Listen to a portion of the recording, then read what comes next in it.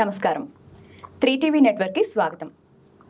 ఇవాళ మనతో పాటు ఉన్నారు ఆదూరి ఉదయ్ భాస్కర్ గారు.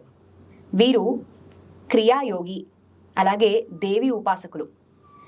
గాయత్రి ఉపాసన, అలాగే మహాలక్ష్మి ఉపాసన, కోటి గాయత్రి చేశారు, పూర్ణాహుతి కూడా కంప్లీట్ చేశారు, అలాగే మహాలక్ష్మి ఉపాసన కూడా చేశారు. మహా అవతార్ బాబాజీ దారిలో పయనిస్తున్నారు ప్రస్తుతం. క్రియాయోగిగా ప్రసిద్ధి చెందారు, అలాగే ట్రైనింగ్ కూడా ఇస్తున్నారు, ఆన్లైన్ క్లాసెస్ కూడా తీసుకుంటున్నారు. నమస్కారం. నమస్కారం.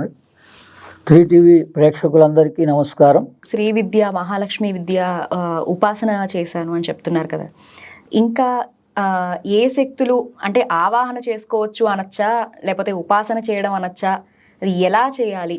అంటే మనకి మహాకాళి, మహాలక్ష్మి, మహాసరస్వతి అని ప్రామాణికంగా త్రిశక్తి. అంటే మన శిరోభాగానికి సరస్వతి శక్తి, ఈ మధ్య భాగానికి మహాలక్ష్మి శక్తి, ఈ కింది భాగానికి కాళీ శక్తి. దేహంలోనే ఉంది ఆ శక్తి అంతా. అంటే దేహ అవసరాల కోసం, ఆయా గ్లాండ్స్లో ఉండేటువంటి రుగ్మతల్ని నివారించడం కోసం కాలానుగుణ్యంగా కూడా ఈ 6 ఋతువుల్లోనూ 2 ఋతువులకి మనం 3 కాలాలుగా మనం వేసవికాలం, చలికాలం, వర్షాకాలం అని ఏదైతే భావిస్తున్నామో 5 సార్లుగా ఈ అమ్మవారిని నవరాత్రులుగా కొలుస్తారు, సీజన్ వైజ్గా. అంటే ఏ సీజన్కి ఈ దేవతా శక్తిని ఎలా ఉపయోగించుకోవాలి. కొంతమంది మహంకాళి జాతరగా ఉపయోగించుకుంటున్నారు ఈ ఆషాఢ మాసంలో. దాన్నే వారాహి నవరాత్రులుగా కూడా కొలుస్తున్నారు అమ్మవారి నవరాత్రులు అవనివ్వండి, ఏవైనా శక్తి ఉపాసన అవనివ్వండి, ఊరికే బోనం పెట్టేసి దండం పెట్టేసుకుని చేసేస్తే సరిపోతుందా? అది కాదా? ఇంకేమి చేయొచ్చు? ప్రతి దేవతని మనం 3 విభాగాలుగా ఆరాధించవచ్చు. దేవతా శక్తే యంత్రశక్తి. దేవతని ఫోటోగా కూడా మనం పెట్టుకొని పూజించవచ్చు, విగ్రహంగా కూడా పెట్టుకొని పూజించవచ్చు. ఇంట్లో అయితే ఈ బొటన వేలంత విగ్రహమే ఉంచుకోవాలి, అంతకన్నా పెద్దది అవసరం లేదు. పెద్దదైతే అది దేవాలయాల్లో కానీ ఎక్కడొక్కడ పెట్టచ్చు, లేదా మనం ఫోటో పెట్టుకోవచ్చు. దానికి పెద్ద నియమాలు ఏమి ఉండవు. అందుకని దానికి యంత్రంగా కూడా పెట్టుకోవచ్చు. ఇప్పుడు ఆ యంత్రమైన అమ్మవారి యొక్క స్వరూపం శక్తి. దాన్ని మనం మామూలుగా చిన్నదైతే పాకెట్లో కూడా పెట్టుకొని, లేకపోతే పర్సులో కూడా పెట్టుకోవచ్చు. మన రక్షణకు అది యంత్రం అని అంటే నాలెడ్జ్. అది ఉంటే మనం దాని గురించి ఎంత తెలుసుకోవాలన్న భక్తి, ఇంట్రెస్ట్ పెరుగుతూ ఉంటుందన్నమాట. అదే ఈ రకంగా అమ్మవారి యొక్క నవరాత్రులు ఆచరించుకుంటున్నప్పుడు ధ్యాన ప్రకారంగా ఆచరించవచ్చు, పూజగా ఆచరించవచ్చు. వాళ్ళకి ఏ విధంగా ఆచరించాలనిపిస్తే ఆచరించవచ్చు. భావన ముఖ్యం. అదే దీన్ని మంత్రం మాత్రం మరి అందరికీ కామన్గానే ఉంటుంది.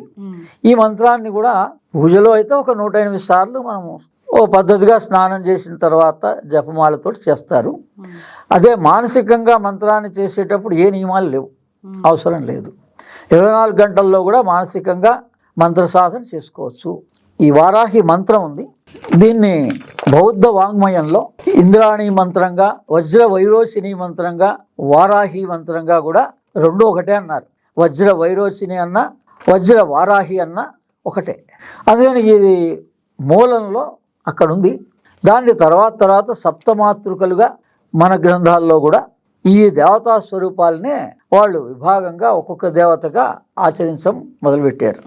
అంటే ఇంద్రాణి దేవతగా, అంటే నవరాత్రుల్లో మనం దేవీ నవరాత్రుల్లో ఎలాగైతే ఒక్కొక్క రోజు అమ్మవారికి ఒక్కొక్క అలంకారం చేస్తామో, ఆ రకంగా ఈ సప్తమాతృకలకు కూడా ఆయా మంత్రాలు ఉన్నాయి, ఆయా విధి విధానాలు ఉన్నాయి. అందులో ఈ వారాహి అనేటువంటి దేవతని ఈ ఆషాఢ మాసంలో ఆషాఢ నవరాత్రులుగా కొలుస్తున్నాం. ఇంద్రాణి మాత శుభగా సుపత్ని వజ్ర వైరోచని వారాహి నవరోహి స్వాహ. ఇంద్రాణి మాత శుభగా సుపత్ని వజ్ర వైరోచని వారాహి నవరోహి స్వాహ. ఇంద్రాణి మాత శుభగా సుపత్ని వజ్ర వైరోచని వారాహి నవరోహి స్వాహ అని ఇది నా ద్వారా ఈ మంత్రాన్ని, అంటే అమ్మవారు ఈ నవరాత్రుల గురించి అని దర్శనమిచ్చి, ఇది ఈ రకంగా ప్రస్తుతం ఉన్న వాతావరణానికి, ఈ ఉపద్రవాల నుంచి బయటపడడానికి మానవాళికి మరి పెద్దలందరూ విశ్వవతి గారు లాంటి వాళ్ళు, చాగంటి కోటేశ్వరరావు గారు లాంటి వాళ్ళు, బ్రహ్మశ్రీ సామవేద శర్మ లాంటి ప్రవక్తలందరూ కూడా మరి సూచనప్రాయంగా తెలియజేశారు రాబోయే భవిష్యత్తు గురించి. ఈ ఉపద్రవాల నుంచి మనం బయటపడాలంటే మామూలుగా మనం దేవతని కొలిచే దేవతగా కాకుండా ఈ జంతువు మానవ దేహంగా ఉండేటువంటి దేవతలకి ఎక్కువ శక్తి ఉంటుంది. అందుకని ఈ వారాహి అని కానీ, ఆంజనేయ స్వామి కానీ, గణపతి కానీ ఇలా మనం కొలవడంలో కారణం అది.